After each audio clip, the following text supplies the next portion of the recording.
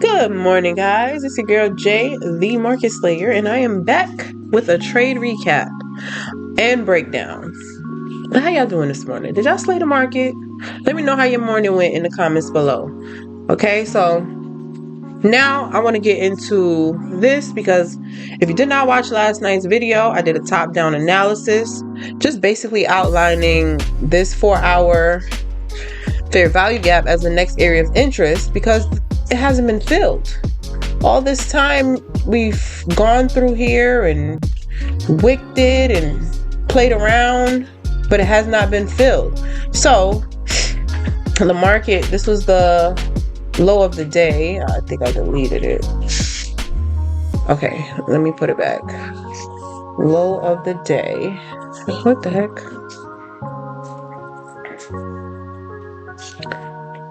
Yeah, this was the low of the day, and let me erase this one because this was yesterday. It's all of yesterday's stuff. I think I'm gonna get rid of it. No, but yeah, I'll just probably do that later. Yesterday, we started out down here somewhere in between these two areas. This 30-minute breaker block, and then also this 4-hour fair value gap. Now, I'm going to play my trades so you can see, but let me just go through each of these ideas behind each trade first. So, my first trade, I caught open and bell today. So this was a 9:30 candle. Should not have gotten in on this candle because as you can see, price decided to go against me. So my target here was the liquidity below. I wanted to see price take out these lows. Asia, I didn't think it would go this low because price is still bullish, but London's low, I wanted to see it take out, come back into this order block here. Yeah, so that's what I wanted to see. Price did not give me that at open. It actually just wicked and then reversed, came back up.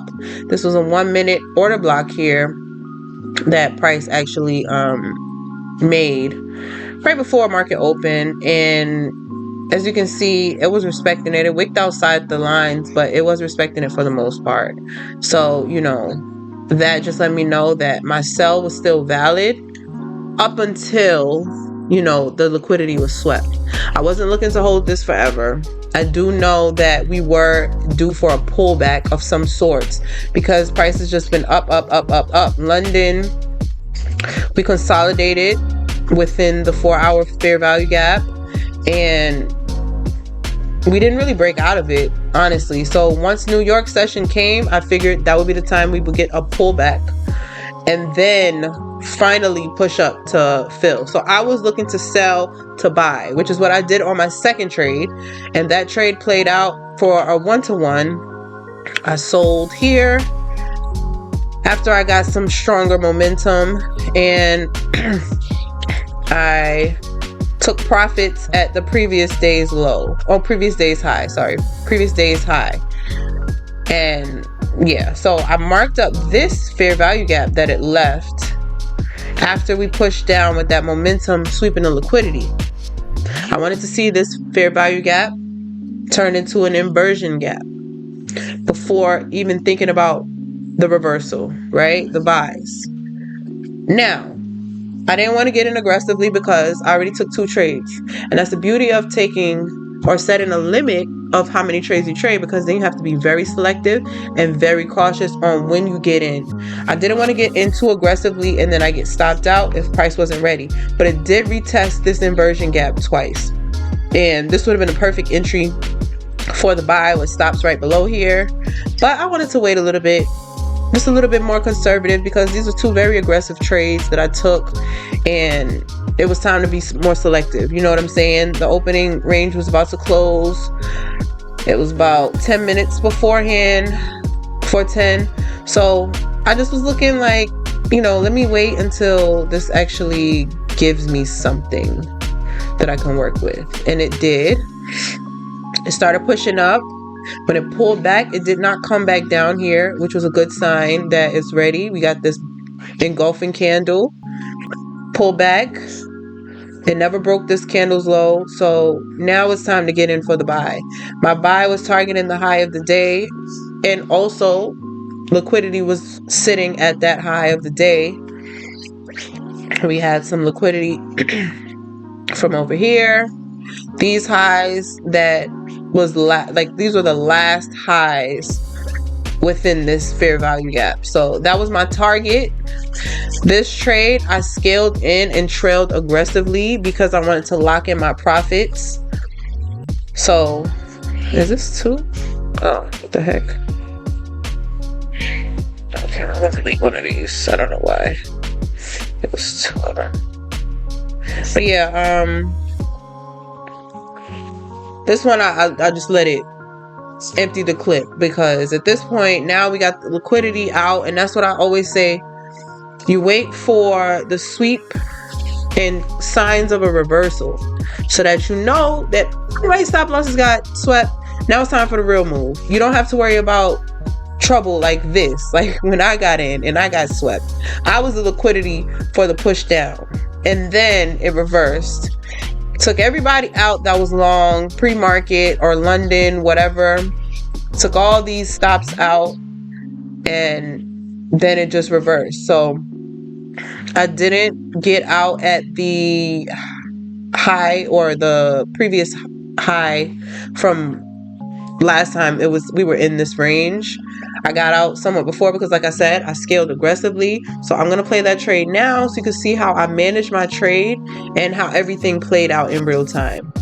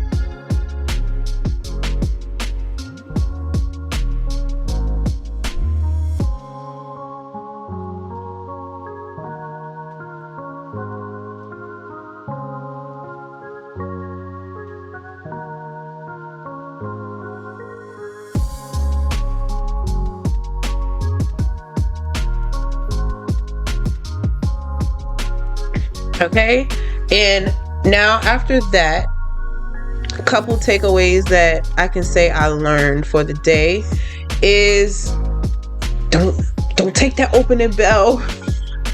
Don't take that opening bell trade. That's one. I definitely could have waited for that.